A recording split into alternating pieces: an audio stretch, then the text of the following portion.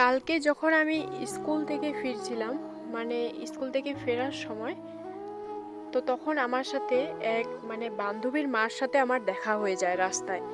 আমাকে প্রায় বহুদিন ধরে কিন্তু দেখতে পায়নি উনি। প্রায় হবে আজ থেকে হতে পারে 10 বছর কি 12 বছরের কথা।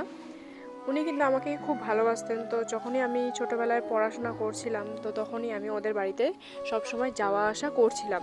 তো আমাকে যখনই আমি যেতাম অনেক আদর করতো, এটা খা ওটা খা, কী খাবি না খাবি এরকম বলতে থাকতো। তো কালকে আমার সাথে দেখা হয়ে যায়।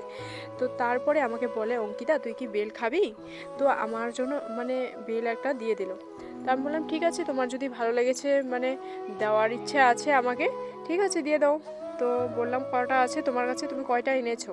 এইটা কিন্তু বাজার থেকে কেনা বা কোথা থেকে চুরি করে এনেছি সেরকম কিছু ব্যাপার নয়, এটা হচ্ছে এই আমার বান্ধবীর মাটাই আমাকে দিল। তো তারপরে আমি ভাবলাম যে ঠিক আছে, তুমি চলো এখন বাড়িতে যাও, আমি এখন বাড়িতে যাই। তো তারপরে আমি বেলটা ওখান থেকে নিয়ে আসলাম। আনার পরে আমি কিন্তু আজকে দুপুরবেলা যখন স্কুল থেকে ছেলেকে নিয়ে আসলাম, তখন আমাকে খুবই গরম লাগছিল।